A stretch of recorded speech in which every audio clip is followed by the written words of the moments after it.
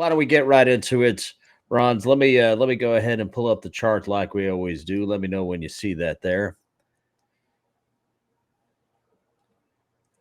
All right, Yeah, all yeah, I right. see it. Good. Now, man, what he's I see a pattern yeah, too. yeah, flat. It's like Ohio, Kansas. It's flatter than a pancake, I tell you. It's funny though because in seeing some of the comments in Twitter, the Twitter space, formerly known as Twitter, X space, I saw Bitcoin is lifting off. I don't know what the heck they were looking at, but seems Right. to me this is if that's liftoff, I don't know what kind of journey we're going on, but I don't know, Yeah, Bronze. maybe if you just turn the chart the other, Well, yeah, sideways, that yeah, or turn it the look like screen. Let it's me tilt the screen so it looks like it has a little bit yeah, more lift. But right. we've been going sideways for quite a while, and we kind of talked about this in the last episode here. If you go back, we've been pretty much at these levels since March, mid March. Now, yeah, we've had some ups and downs, but if you got in March, you're pretty much where you started if you just hodled. However, keep it into a little bit perspective here. If you were to have gotten in back in January, call it even January 1, you're a pretty, you're sitting pretty good. Back in January Mm-hmm. 1, it was in the 1700s, called 17.5. Ooh, So, nice. I mean, I guess a lot of folks are probably expecting a heck of a lot more, but I don't know. I feel like the game here is to hodl. What do you think? Yes, hodl, DCA, accumulate, all that, Yeah, no question. especially with Bitcoin. Yeah. Uh, there's news. Well, some speculation, right? It's like last week, Mike Novogratz, Galaxy Digital mentioned he sees uh, the ETF, Bitcoin ETF, to be approved in October, which is a couple days away, and that's that the trading will begin in December. That's what he sees. Well, When that news breaks out, that if and when that news breaks out, that's when we'll see some catalysts and some heavy movement. But then you hear some other news that uh, the Congress is trying to push for this spot ETFs to be approved, but SEC's they're delaying. They don't know about this government shutdown that might happen. But yeah, I mean, right now it's just flat as a pancake, as you flat as said. a pancake. And yeah, lots of speculation in the space. They are talking about that potential for getting those ETFs out. And there's been a lot of talk over the past several months about the spot Bitcoin BTF. I'm sorry, ETF. And they, I find it interesting though that I came across one today. It was talking about a Ethereum futures spot ETF. Um, Let me pull this up here. Ooh.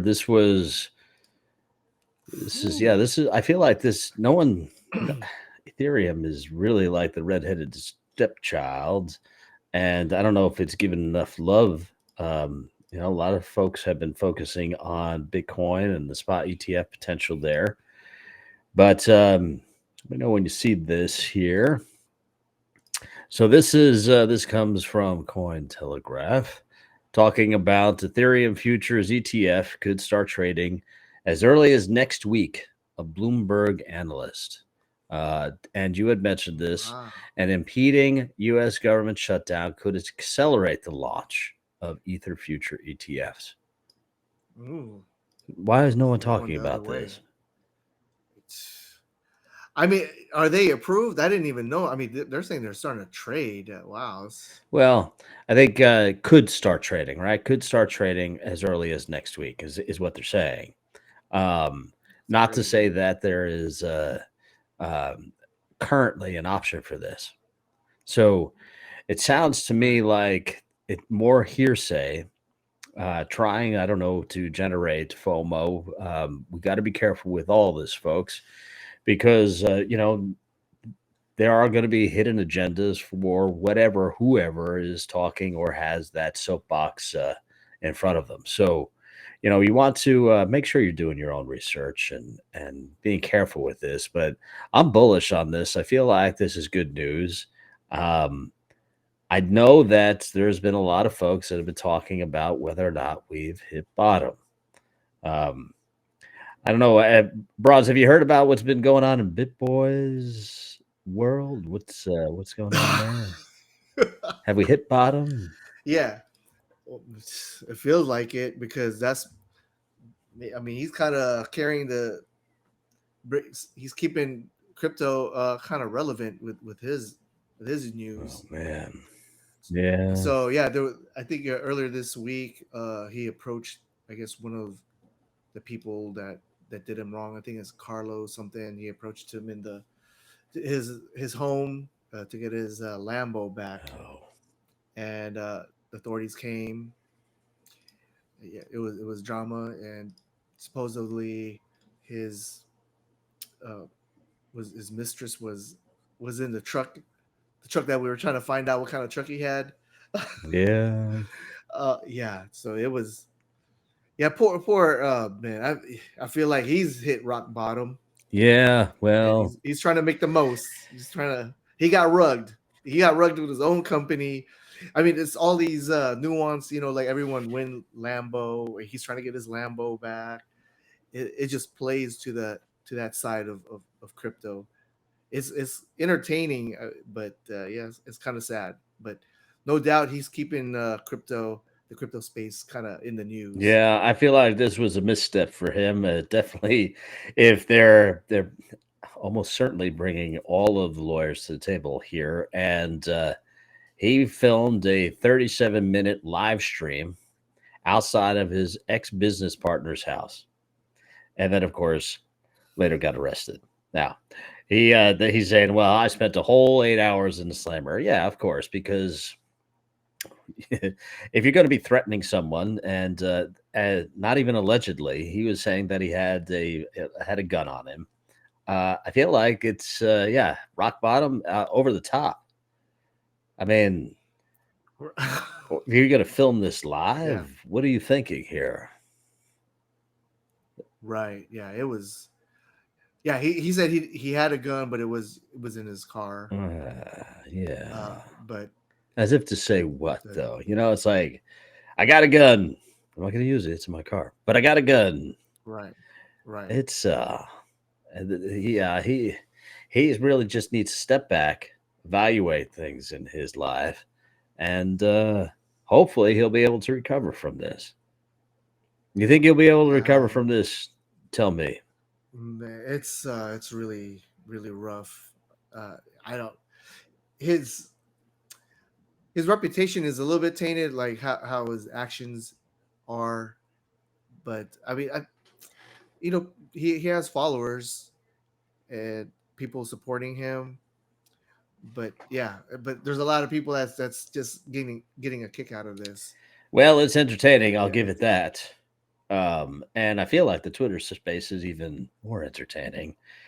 yes, They're calling this the this is the bottom. They're calling, because of this event, it has marked the bottom of the old regime, and we're going to start seeing what else is new out there. What do you think? We hit bottom, wow. Bronze? Uh, I I hope so. Um, I always was looking for like a black swan to come through. So far we haven't. A couple years ago, like 2019, 18, like during November, there was a big dip, and yeah, I'm kind of bracing myself. I'm just kind of just waiting for that to happen or anticipating it to happen. Not to sound grim, Well, uh, we just got out of Rectember, and I'm trying to be more bullish for October.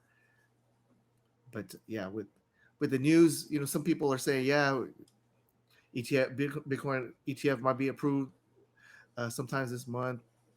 But then you hear, I mean, it feels like it's a wash. and then you hear the SEC delaying the approval. Well, let's take a look at this. You know, if you take a look at this, and we do this right here, September actually ended up green. If we stay Oh, right where we're at right now, we've increased. It's not the norm, mm-hmm. right? So I don't know. Is things different this time? Well, I think that at least for this September, it may turn out that it is different. Um, I mean, now can we dip back down and drop below? Call it 25.3. Yeah, it's possible. Um, in fact, we did that kind of halfway through on the 12th. But overall, I mean, if you invested early on in September, you're doing pretty good. Nice. Yeah. So I don't know. September, Rectember. I agree. I mean, because that's the norm. But it seems like over the past over the past few weeks or the past week, we've recovered nicely. So let's see if we can maintain. Right. Did you see the other day? There was like a chart, supposedly a century old chart that kind of tracked back to like 1924, and it showed all the ups and downs historically, and Oh, then it goes all the way to 2059. well, if you're referencing the Standard Poor S&P, oh no, actually, I have This one. seen this chart. That's a good Oh, you one. have? In Okay. fact, I even saved it, but Oh, nice. it's a really good chart actually. Why don't you talk about it? I didn't really look deep into it, but I really was focusing on this year. And so right down here, 2023, 2023 is in the, I guess, the C row, where years of hard times, low prices, and good times to buy stocks, corner lots, goods, etc., and hold till the boom. And then when you go, it goes up to what things goes up after 2023, and 2026 is the peak of the good times. So years of good times, high prices, the time to sell stocks and values of all kinds. Yeah. And yeah, so I'm looking at 2029, tracking, like I remember, was that 2012? This was hard times, and yeah, I would say, yeah, 2012 was pretty, was bad. I was trying to look for, yeah, between the 2008, so it kind of coincides there. See, it's It does, and I think it's a good example. They're saying history rhymes, right? And what you're seeing here is the potential bull runs. Now, what I find interesting, if you guys take a closer look at those numbers there, we're not actually looking for a massive bull run during the next run overall. Now, this is understand that this information is coming more from traditional markets because it must, right? So, not to say that this correlates specific to crypto, but there are very significant ties to traditional markets. And not financial advice here, folks, but when you take a look at Standard and Poor over the past, life of it, if you were to just hodl, invest year over year in Standard and Poor, you get 8% gains on average annually. That's just investing your money, letting it sit in Standard and Poor on average. There's never been a down year on that. When you take a look at averages over a long span of time. So something to consider. Love this one. I have never seen this one. I saw this the other day when someone posted it. I definitely encourage you to check it out. So Brawnz, get that out there on Twitter. I think you said you reposted it. It's a good mm-hmm. one. Another one that I've seen recently was the rainbow price chart indicator, and it's the bands. And what you see is the lower bands, and we're kind of in the fire sale, right? The time to buy is when you're in the blue, and we're in that right now. Now that's assuming that this trend continues overall.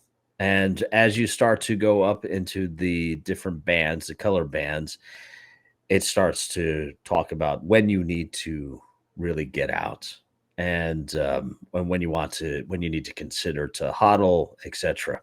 So right now we've been riding low for a significant amount of time.